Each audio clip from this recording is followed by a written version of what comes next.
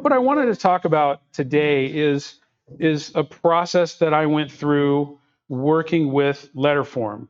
And I had done this before, but I really sort of formalized it with a particular letter form that ended up kind of being a blend of a Roman letter form and italic. It just looks like italic, right? I mean, it looks like you've probably seen this a million times before. It's slanted forward, but it has some interesting characteristics to it. And how I got into it was I saw a poster. A friend of mine who's a sign guy. I call them sign guys because these guys do murals and signs, and they've been doing this for years. Mark Otis sent me this. He said, "Isn't this interesting lettering?" And it was done by an individual called Edgar Yates, who is an early 20th century lettering artist in Chicago. Not super well known. In fact, I actually found his archives at the library in Chicago, and they scanned a lot of this stuff for me. But I was sort of fascinated with the characteristics of this lettering. And what I found out that I like to do is I like to take a look at the lettering, figure out what the characteristics are that I like, and then put that lettering away and see what I want to do. And what I mean by that is we all have a little bit of a different physiology. We all have a little bit of a different aesthetic.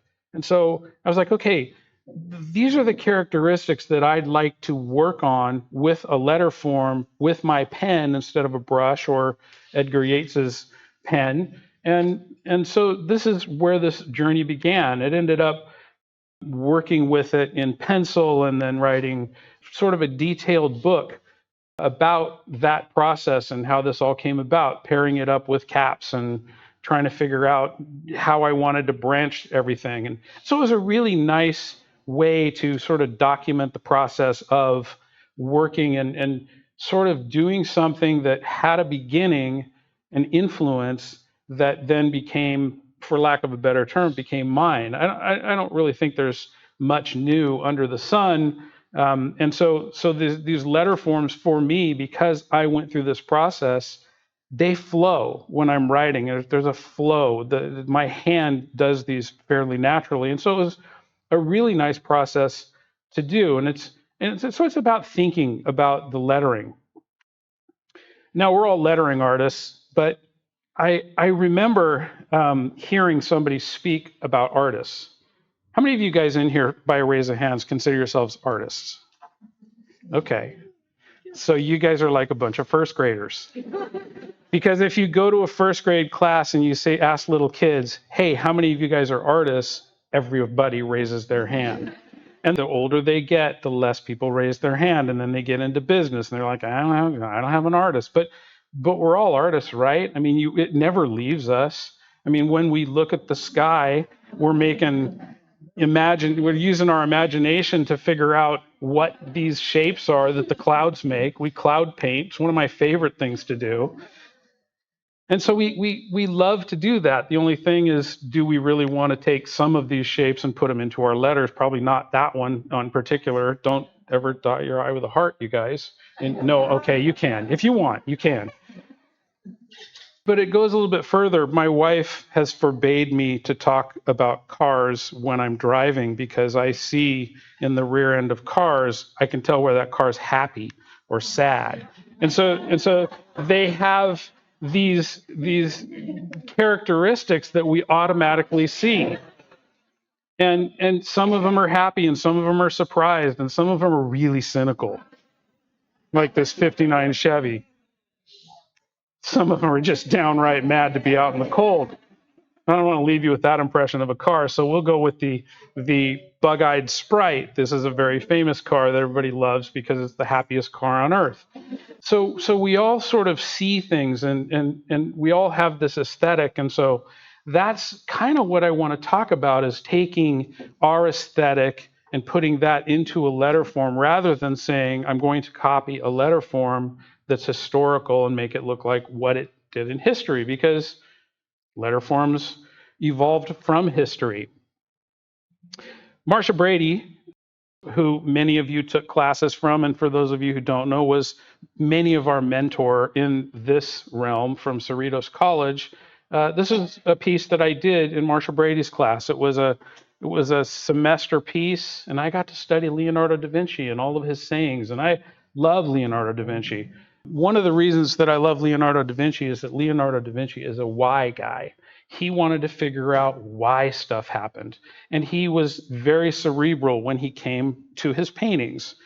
Painting's not a work of the hand, it's a work of the mind.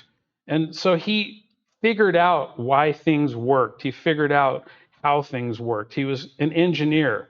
The engineers loved Da Vinci. He was an artist, and he said, why is there that little half smile? What makes that little half smile?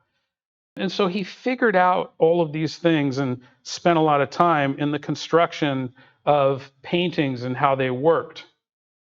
At this time, if you were looking at a portrait painter, most of the portrait painters were concerned mainly with a likeness. We want to make this look like the person.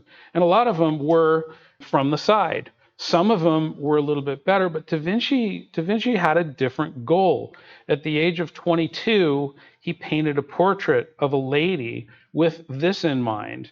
I want to paint that figure, and I want to paint the intentions of the mind. And he got a commission to paint the daughter of a wealthy banker.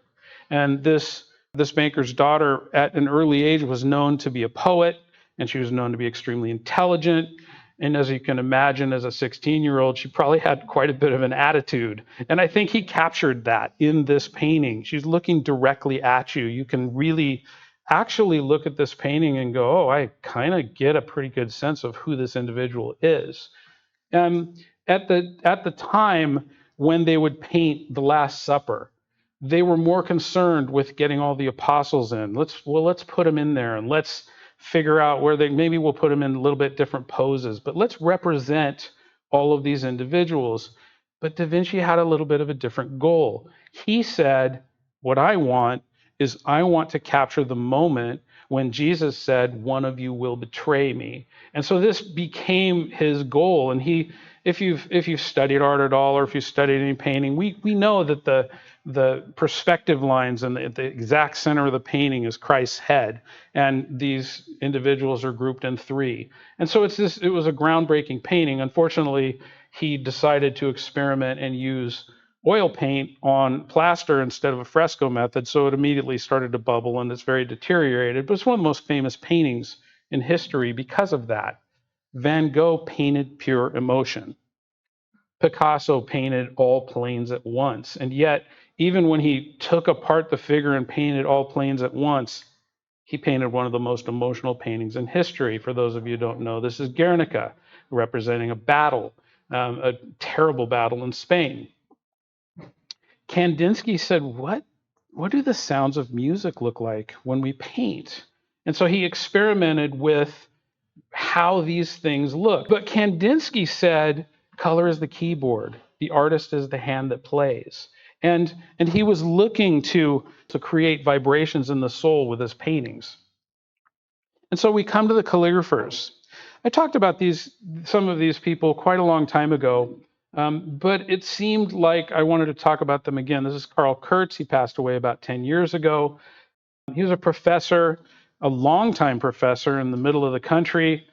The lady on his right is a former student, and the lady on his left is a current student who is the former student's daughter, to give you an idea of how long he was working on that. And the first time I encountered him was in Marcia's class. I bought a Letter Arts review and saw that and was like, oh my goodness, what the heck? And so Karl Kurtz was concerned with line, and he was concerned with what does the line do? I'm going to make the letters, but what can I do with the lines and the flourishes? And what would happen if I took calligraphic marks and represented a dance, a folk dance? And what would happen if I represented a battlefield? And what would happen if I took a line from Emily Dickinson, Pieces of Fiction of Our Faith, and tried to represent that in calligraphy that people can read or maybe not read, but they can see the internal tension of Emily Dickinson as she's writing these words. And so he just played with the line. He fell in love with the line. His work really is pretty musical. So then there's Lori Doctor. Some of you know Lori Doctor. Lori Doctor paints the mystical. She's really concerned with What's behind the door? The first time that I encountered Lori Doctor's work was at a conference, and it was this piece, and it was on the wall. And I remember actually where it was on the wall in the gallery, because I stopped and was like, holy cow, that's her poetry. That's not only her calligraphy, but it's actually her poetry. How brave to put your soul on the wall, not only in artwork, but in words. And so I met her at that conference and later kept track of her work. And so she's talking about portals and what's behind the portal.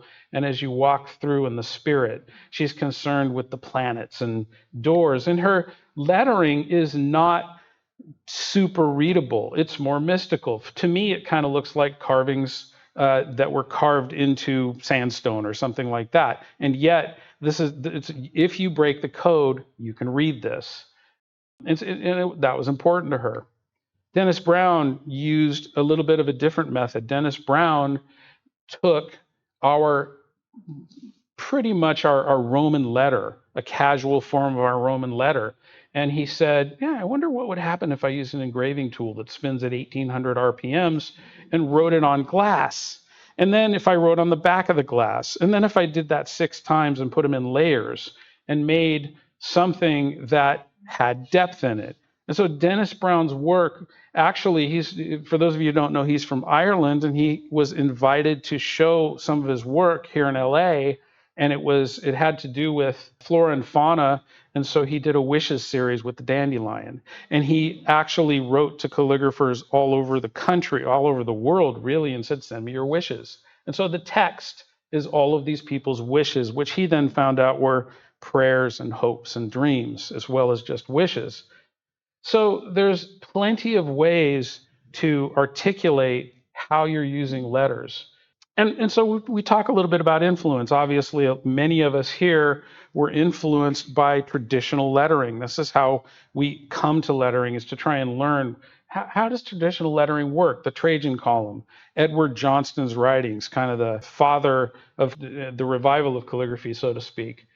And my own work, I started in Marcia's class. So the letters on the left, those multicolored letters, the Trajan Roman column letters, and the technique was a technique that Larry Brady used, that commercial artists use, is to draw your letters and then to draw them perfectly.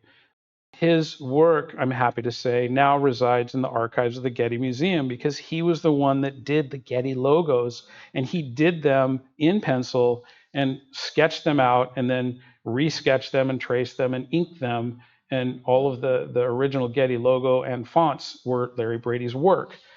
The one on the right was more of an exploration of, well, how do I try and make words express actually what they say? And this was also done in Marcia's class. And for those of you that were in that structured, beautiful class that was a 2-year program, that some of us who didn't get it, we decided to take the remedial course for another 2 years and do our own stuff. The first outside calligraphy class I took was with crazy old Glenn Epstein. Glenn Epstein was a professor, an old hippie professor from Iowa. And like Kandinsky, he wanted to explore music. This is his exploration of music. And his exploration was really quite a lot with a ruling pen.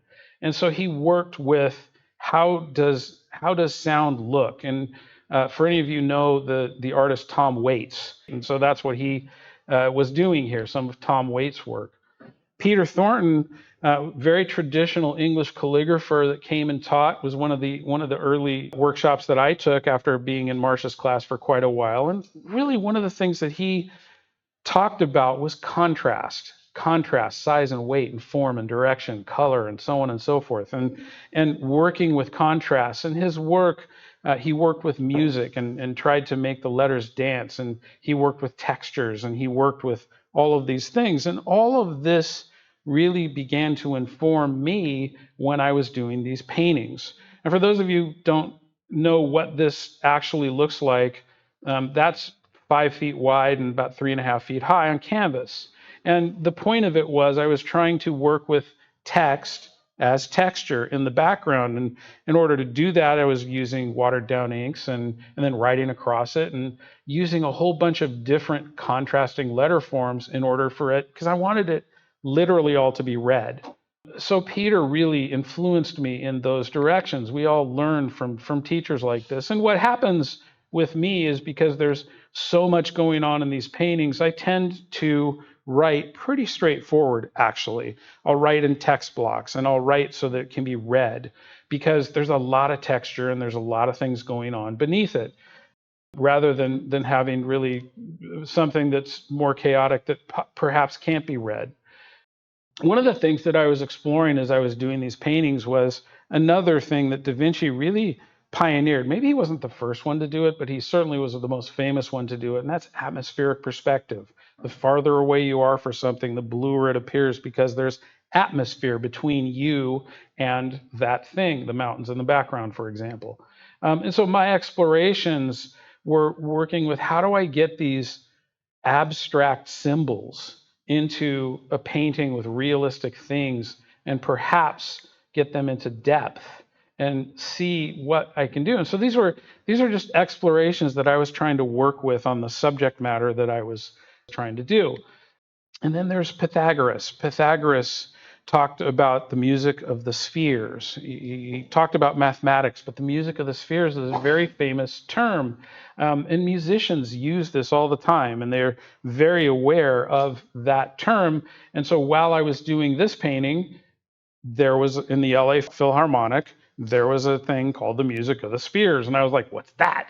And so I did a lot of studying, and I worked with it. And I was trying to work with what are these composers thinking when they're writing songs.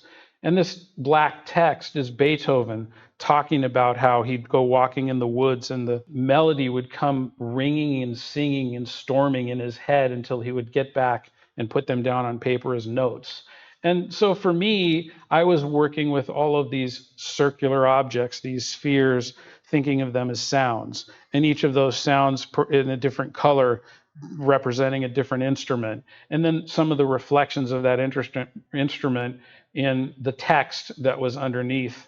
And so these are all of the things that I was kind of working with in doing the paintings that I was doing, with the goal of having them be read. There comes a time when you get introduced to people who really explore and innovate. One of the first conferences I was at, I saw a piece similar like this. I don't know if it was this piece, but this is Ewan Clayton, and it was something really similar. And he had taken his italic and he had worked it really to his personality. For, if you don't know Ewan, this light dancing italic really fits his personality well. And so it made an impact on me. I was like, oh man, that is just really interesting. My hand doesn't really do that, but that's interesting. And so later, 10 years later, I was working on this painting, and I was having problems, and there was a lot of stuff going on. And one of the things that I wanted to do is I wanted to have this circle. And this circle was one of the most interesting things I've ever done, because it had to start at the right place and it had to end at the right place. And on the right side of that circle, it's white on the bottom and blue on the top, and it had and where they met, that's where Hildegard of Bingen's quote or attribution had to be.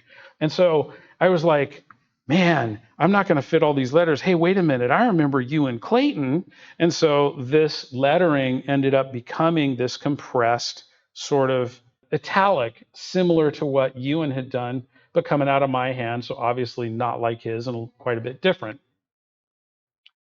And Thomas Ingmeier, I think, he's got to be one of the heroes of our calligraphy. He's this blazingly creative, exploratory artist who uses letters in his work.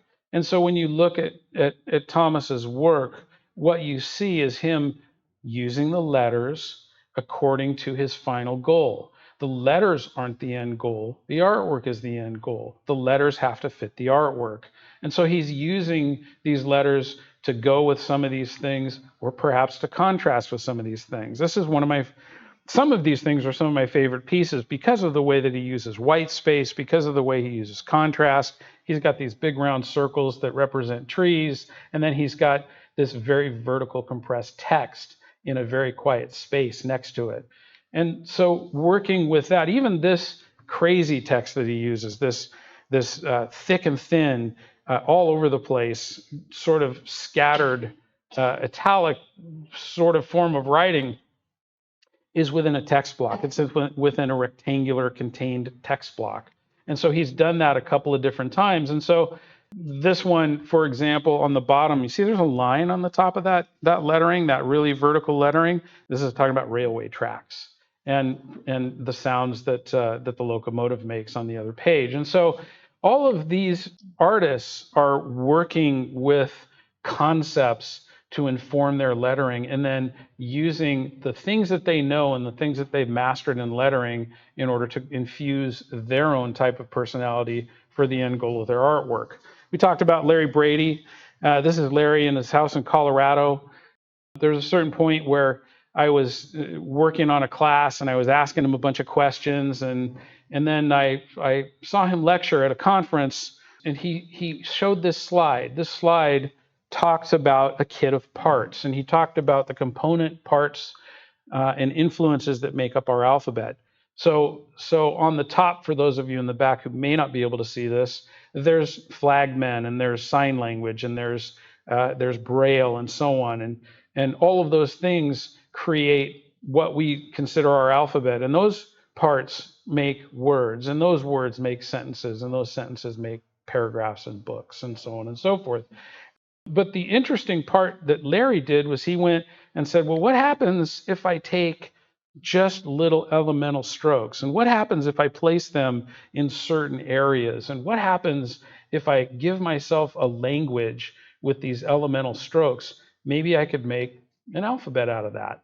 And so he explored all of this. Further, he explored, well, what if I take a square and I make quadrants out of it? I wonder if I could create an alphabet out of quarter circles. And he could. This is one of the things that I found, this original piece. I should have kept it. I swear I should have kept it. I sent it to Letterform Archive because I was trying to be nice, but I wish I would have kept it. But this was hand inked. This was done with compass and ruling pen and hand inked. And can you make an alphabet? Yeah, you can see the alphabet. Can it make words? Yeah, it can make words. This is called the Sador circles, and there's a very famous, for those of you who haven't heard this, there's a very famous saying that can be read every way you read it, right to left, left to right, up from down, and down from up. And it's an ancient thing, and so he worked with those circles in order to make this. And so all of these things go into how perhaps we might be able to look at using letter form and infusing our personality into that letter form. So cave paintings, man's struggle to visually communicate. We can use paintings and representations of animals. We can use marks in clay. We can make these a little bit more elegant and perhaps a little bit more advanced and combine them with paintings in order to communicate. Or in this particular case, we can take ideograms. So Chinese is an ancient form of writing. And from what some of the scholars say, the people that speak Chinese today probably wouldn't be able to understand people that spoke Chinese when some of these characters were made, but they can still read these characters because these characters are based on ideas, not pronunciation. And so it's a really interesting thing to take a look at. But when it comes to alphabets have little components that each have a sound that can be put together, that can be read by anybody, whether they speak the language or not. They may not pronounce it exactly right, but this is one of the earliest alphabetic forms. This is Wadi el-Hul in Egypt. It was thousands and thousands of years ago when the Jewish slaves were in Egypt, and they found these marks. Obviously, somebody put black lines on there so you could see them better instead of just the inscriptions. But that head of the ox became our Roman A. It went through Greek and then came to our Latin alphabet. But that same alphabet, of course, spawned Hebrew and Arabic, and it also went east, even to the Mongolian tribes. So this is my explanation of working with, how can I work with texture and work with this alphabet and see what I can do? And so in journals, I was working with this flaky texture and working with these Greek forms and then taking them apart and putting them back together again and saying, I wonder if I can make my own alphabet out of that. And so, and make representative characters that might represent something that's my own character, but really not as readable as others. And all of this, by the way, is readable if you know the code, just like Lori Doctors. You can read this. There might be some words that you can make out. What happens if I use a flat brush instead of a broad edge tool in order to make these? And so working with all of this and exploring these letter forms really kind of informs everything. And this is all sort of stemming from classes and influence of really a lot of Thomas Ingmeyer and Larry Brady's techniques, but with Thomas Ingmeyer's artwork. I was teaching this particular class in Oregon, and because I had used George Angelopoulos's alphabet, this was demo night, and I was like, come on, you're demoing with me. And so she sat there and demoed her Greek, and I was demoing what came out of her Greek in order to be my alphabet. And on the table was this book about African alphabets. And to that table came this individual who we kind of seen running around, but we didn't really know him. And he came up and he said, you know, these aren't the only African alphabets. And I was like, really? Well, what else is there? And as it turns out, this is Ibrahim Berry. He and his brother were Fulani, and Fulani were about 90% illiterate. And he and his brother, as preteens, sat in their room and created an alphabet that at this point now about 80% of the Fulani are literate because they created this alphabet, basically, literally closing their eyes and making doodles and then looking and going, well, that looks like that sound. We were fortunate enough to get him to a conference, and he took a class from a type designer, and he was going to quit. He was going to quit and become an engineer. And he's like, I've been trying to do this for a long time. And he took this class, and we did a main stage presentation for him, and everybody got on it. And they got connections to Google, and they got connections to people who could design for them and Unicode. And so now they've got it on their smartphones, and they can text each other in this alphabet. Really wonderful story, but an interesting way to come up with letter form. Hangul is a really interesting form as well.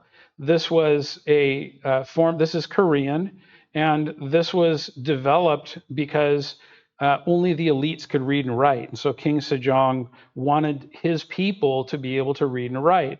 And so he got scholars together in order to make this alphabet. So when you see the one on the left, that's the earliest form, it's brush written. When you see that the open pages on the right and you see those big Gothic sort of monolinear, for lack of a better term, forms, those are the actual forms.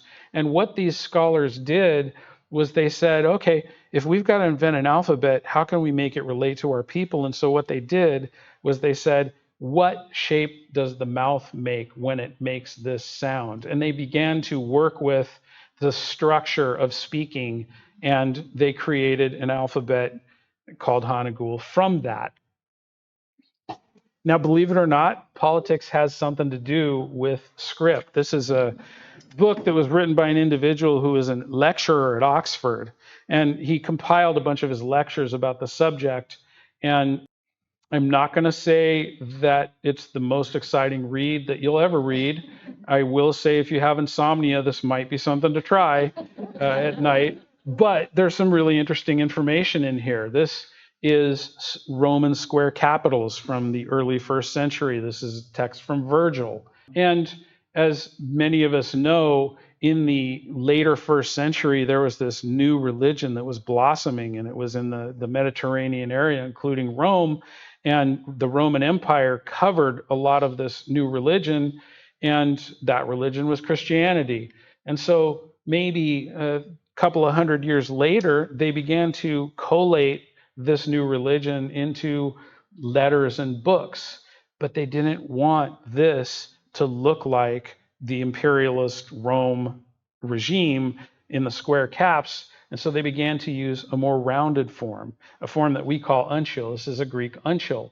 And so that form developed because they were trying not to be like Rome. They wanted to stand apart. They wanted these writings to stand apart from Rome.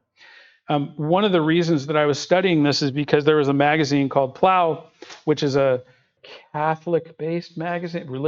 I'm not sure what kind of a magazine it is, but they had a bishop in England writing about a extra biblical text called the Didache. The Didache was written very early, and it talked about two ways. And so my way of working with these was to say, okay, the way of death then should be represented with the Roman square caps according to the Christians of that time, and the way of life I'll represent with the uncial form of that time. And so we all probably, many of us have studied uncial. We all have our own ways of doing that particular form. This is my particular way of doing uncial. I really like to do something that flows with my hand.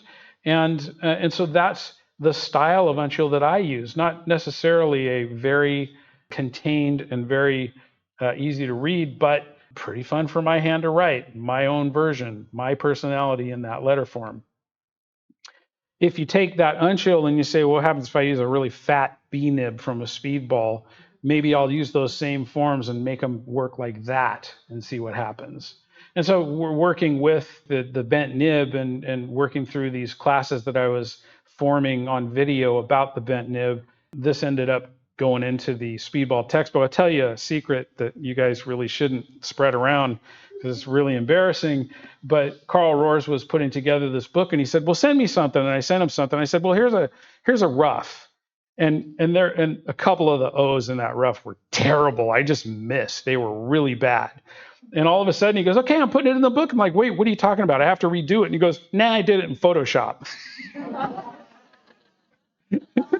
So this is me and Carl's work, I guess. And he loved the splatter, and he moved the splatter around and limited it. It was, anyway, Carl, you can't contain the man. This is Carolingian.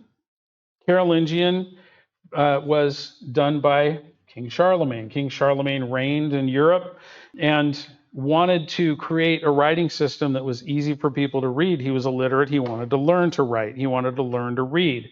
And so one of his scribes came up with something that became the precursor to the humanist form in Italy, which then we now know is really kind of our lowercase Roman form is what we call it, correct? But this is at the time when he was reigning of the Roman arch. And so there's these soft, rounded tops to the Carolingian hand that work. And then a few hundred years later, after Charlemagne was long gone and his empire was crumbling and the new empire came in, there started to be a new architecture. And it was a Gothic architecture. And they also didn't really want to be related, according to Stanley Morrison, with Charlemagne. And so they created their own letter form. And that's the letter form we know as textura. And it has in the counters, you can see that Gothic arch. Now, I don't know if the Gothic arch came from this or this came from the Gothic arch. I think if we're lettering artists, we'll just go with the Gothic arch came from this. And the architects followed us. But they were like the early Christians saying we don't want to be associated with Rome. Same thing here, according to Morrison. Knowing this, I was working on a painting that was representing an angel. I did a whole bunch of studying on an angel, but I decided I wanted to work with the Gothic arch. And this is a drawing table to give you a sense of scale. That drawing table is 6 feet wide. That canvas is about 6 feet high and maybe 3.5 feet wide. And because angels come from religion and churches are known for Gothic arches, I wanted to work with a letter form that incorporated the Gothic arch. And so I started working with the Gothic arch in this particular letter form. And you can see that arch, that lettering in the blue. You can also see in the brown, that's my uncial lettering as well. Working with all these. And oh, by the way, surrounding the angel's kind of behind a Gothic arch in the shape anyway. So just keeping those things in mind. I was in a grocery store one day and I was walking down the card aisle for some reason and I stopped. It was early in Marcia's classes and so I grabbed this card and I took it up to the counter and went to pay for it. And she goes, "Don't you want an envelope?" And I'm like, "Nope, I don't want an envelope. And I didn't know who did this, but I love this lettering, just fantastic lettering. Later, I was the workshops chair for Orange County, and this dude named Michael Clark came, who this is Michael and his dog Typo. And I saw that lettering in his portfolio. I'm like, oh, you're the guy. What the heck? And Michael has this amazing sense of style. Michael is a designer. Michael has a very clean style. Michael has endings and shapes in his letter forms that most of us don't have who are doing pen drawn letters. And so he's a master of the ruling pen, and then he'll take his letters and he'll refine them. He goes very, very slowly. He'll use Speedball B nibs and go really slow in order to make these letters. He'll use a couple of different sizes for his thicks and thins. The piece on the right that says "You have never met a mere mortal," in case you can't read that, was because I was working on a piece by C.S. Lewis that had that particular phrase in it. And Michael, when he was on the telephone, would doodle. And he doodled this on the telephone with me and sent it to me. It hangs in front of my desk in my studio right now. I see that along with one of Larry Brady's Getty ampersands. He did sort of, I guess we could call it a magnum opus. He did a book called In a Lone Breath. If you haven't seen it, it's really worth taking a look at, because Michael thinks differently. And this contains all of his processes. It contains his lettering, contains his process, how he came up with stuff, why he came up with stuff. A lot of it was done by hand, then put in digitally, created into fonts. And so he has a little bit different endings than a lot of us do when our hand uses a pen. And he has a different sensibility in some of those endings. His lettering is definitely calligraphic, but it never really looked like any other calligraphers that I know. Michael's was very distinct in his lettering. In that book, on the left-hand side, using a very small Speedball B pen, is his actual hand lettering. On the right-hand side is after he made it into a font. Different things that you have to do in order to make a usable font, have the letters flow, and so on and so forth. But this guy could stand with any calligrapher doing lettering. He worked very slowly. Louis not here, kind of disappointed. I wanted to call him out just a little bit, but talk about personality in your handwriting. This is Louis' handwriting. For those of you who may not know who I'm talking about, Louis Lemoyne, the head of the Imagineering division at Disney for a number of years before he retired. And if you ever do go to Disneyland, Louis right now on social media is doing a project where he's trying to make a different expression on Mickey every day for like 150 to something ridiculous. But if you ever go to Mickey's, what is it called in Disneyland? Mickey's Village, Mickey's what whatever it is. Well, I don't think it's Toontown. It's definitely Mickey's Village, but there's a bunch of signs, and all the signs have this writing on it that's under Mickey. Louis did that font for all of those signs. And so we'll come to old Ross George, one of the inventors of the Speedball pen. This is actually a scan of an actual plate that is a pretty famous plate in some of the early textbooks, Speedball textbooks. And it's working with the Roman form. And so Ross George was a teacher. He was teaching the show card industry how to use his pen. And so he would break these things apart and put stroke order. His mentor is a guy named William Gordon. And William Gordon, to my knowledge, with everything I've seen, was the first one to put little dots and numbers in order to illustrate ductus of how these letters were constructed. And so you can see Ross George working with a traditional Roman form. The serifs are gradual and rounded where the serifs are. And so he's working with this traditional elementary, he calls it, principles of the Roman form. Later, he worked with something that was based on a versal, a Roman form, but outlined. And you can see there's a difference in the serifs. The serifs are straighter, they're thinner. And so he worked with these forms with the show card industry, which was an industry where these were temporary sales signs that went in store windows in order to sell products, and then they were thrown away later. So they had to be fast. But he worked with this industry that had certain principles in it. And one of the principles that a lot of the show card writers used was full round ovals and compressed uprights. There's a different texture within this full round oval and compressed uprights. In one of the books that I wrote was about the silent movie intertitling, the dialogue cards. Here's that principle in the silent movie dialogue cards, full round ovals and compressed uprights in a film from 1917. And at the same time, there was a guy named F.G. Cooper who was a commercial artist, and he's real famous for his cartoon or his caricatures. If you have driven by I don't even know if they're still in business, but you guys remember Pep Boys, Manny Moe and Jack? Remember those caricatures? They're sort of based on the work that F.G. Cooper did at this time. So there's this sort of lightness and this exploratory feeling in working with letters.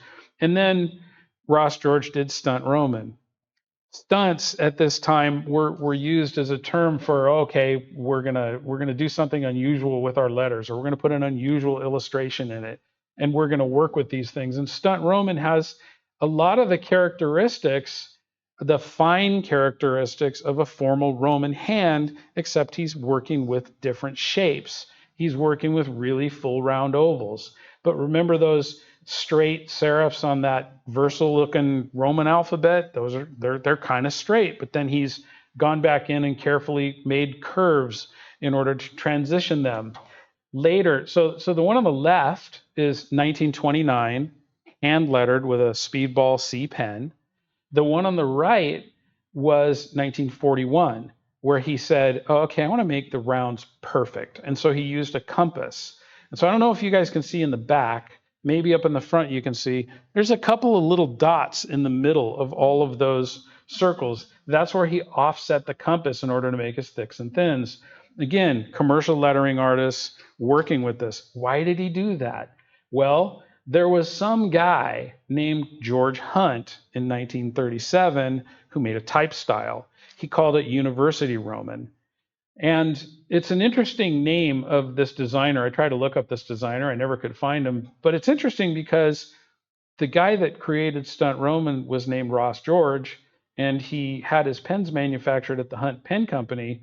So I'm wondering maybe if George Hunt was a pseudonym for Ross George. I have no idea. Ross George was, he really did like having credit for all of his stuff. So maybe it wasn't him. But in any case, this type style came out, and then later Ross George refined this in the Speedball Textbook. Bring forward, a lot of you guys probably remember 1972 or so. There's a company called Letraset that created rub-off letters. There's a guy named Michael Daines who created this University Roman font for Letraset. And so these were the rub-off letters. It became really popular, probably overused. You guys remember that font Papyrus that everybody used a long time ago? We all got sick of it, and now you look at it and you go, it's not so bad. I was just sick of it. And probably the same thing with University Roman. In the, my wife has a boat down in San Diego, and the boat next door, that's the boat, the name of the boat next door. There's Stunt Roman right on that boat. We were watching a show the other day, and I had to stop it. We're like, I don't know, 2 seasons into this series called The All American, and I'm like, wait, and I paused the thing and walked up to the TV because I was like, what the heck is that? And so there's Stunt Roman on that guy's arm in the form of a tattoo. It says greatness is a choice, for those of you who can't read it back there. And so again, like with the Rometallic hand that I was exploring earlier, I wanted to really know what the characteristics of Stunt Roman were. And so that's what I start with. I'll start with, what are these characteristics and what are they trying to do? And so these are the characteristics. And then there's an exploration that I go through that some of the other people in this class may have gone through. And that is, well, if Stunt Roman, if one of the words is Roman, what does our Roman letter, or what we call a Roman letter, that's really that humanist letter, look like? And how did he get there? So that top line is what I would consider a just pretty casual but sort of formal Roman letter. The next line has exaggerated features like a show card artist might use, a really, really large bowl on the A, an upside down G, kind of a slanted F, so on and so forth, and then Stunt Roman below that. And then how can I use some of these features? in working with words and sentences, and how can I work with some of these joins, especially that A, which really is a caricature of an A, isn't it? And so writing sentences, and what I really like to do is write words. The reason I like alphabet words is because I'm forced to use every capital letter. And so this is a little bit of an early alphabet word work where I was a little bit more formal with the capital letters. And later I was finally like, I don't want to be that formal with the capital letters. And so what I ended up doing was being able to use some of the calligraphic marks that we use without necessarily putting a formal serif on them and using slanted serif. I came up with what I consider my own version of Stunt Roman. This is William Gordon, Ross George's mentor. He died in 1920, did the first 5, what we call the Speedball Textbook. He did the first 5 of them from 1915 to 1920, and they called it modern pen lettering. Gordon was considered the show card man. He was known throughout the country. This was the book, lettering for commercial purposes, which is really, in the industry, they called it the Gordon book. And this is a plate out of that. And it's illustrating how these guys thought. And it's the weirdest for calligraphers who are formally trained. It breaks every single rule you can think of. Take a look, for example, at the word alphabet on the 3rd line, first word in the 3rd line. Starts out with a slanted A, and in the middle of it, there's a big round A that's not even the same. You can find E's with high crossbars and E's with low crossbars. You can find S's that are upright. You can find S's that are slanted forward. A lot of the N's or H's kick out. Some of them don't. It's just kind of crazy. He's just working with a bunch of principles that the show card writers worked with. And then there's this lady named Nina Tran. Now, Nina somehow got her hands on this Speedball textbook, and she found Stunt Roman, and she became fascinated with it, and she started to study it. And what I like about Nina is that Nina really analyzes stuff. And so she went through and she's like, how did he get to that A? I think I'll make a bunch of A's. Wait, the Roman G. You can see she's doing the same thing I did, only Nina started doing this about 5 years before I did on this particular hand, I'm sorry to say, or I'm proud to say. And so you can see some of her explorations into this. And when you have somebody who's a really good teacher, they really need to know their subject before they can teach it. And so Nina goes the extra mile, and she's working with, well, by the way, Nina, what you got against that first A? It's not boring. It's a fine A. It's fine shape. But she works with the skeleton of these letters, and she starts working with, well, what happens if I put these two together? Same things that I did. And by the way, I didn't know this till after I did that. I just want you to know I wasn't copying you, just so you know. And so she's working with all of these different forms, and somehow she came across this plate, Draftsmen and Architects. She really became fascinated with some of this work, and it has some of these characteristics of that first plate I showed from William Gordon. The N's kick out, the H's kick out, the A slants, the S is forward slanted. And she became fascinated with this, and at the same time, for some reason, she became fascinated with what happens if you have 6 jelly donuts for breakfast. I'm not sure why anybody would do that, but apparently she did, and she had some thoughts about it. And she began to write. She began to write with her version of, well, what happens if I make high crossbars and I don't make the diagonal of the end go all the way down to the bottom? And what happens if I start merging these? And she began to merge these. Take a look at that row on the bottom of all of the different A's as an example, or all of the different A's in the word accept, and all 2 different S's in the word spasibo in the middle. She's starting to work with, I wonder what I want to do with this. And this is one of the things that I like. And so there's the Architects and Draftsmen. Did you see, Nina, that bottom, the illustrating a series? Had you ever seen that plate before? This one on the bottom right here? Yes. Okay. That makes me feel better that you did. So she's taking some of these principles from each of these, from these commercial lettering artists from the early 1900s, and she's working with them and saying, how can I create my own version of this. And so here's a progression. There's Roman at the top. There's Stunt Roman in the middle in a couple of different versions. And then there's a fusion at the bottom of Stunt Roman and Draftsman and Architects. This is a teacher who understands how to get from one place to another and to teach from one place to another. This is my favorite piece. I think it really says everything about Nina and her personality, the way that she looks at these letters. This is just a fantastic, bouncing, happy type of lettering. And yet at the bottom, this quote from when she took Eve Laterme's class, I'm assuming these are her notes. These are her notes that she never retouched and didn't redo at all. It talks about taking well-considered incremental steps towards your goals. That's what she does every single time. And so that's the fun part of walking through this and watching what she comes up with. She became fascinated with people like Jürgen Verkampst and started working with sketches with her letter forms. She found a particular serif that she liked. And so she began incorporating all these into this form that really is a unique form. I really haven't seen this. Have you guys seen this anywhere? No, Never. great. It's complete. She's injected her personality into her lettering.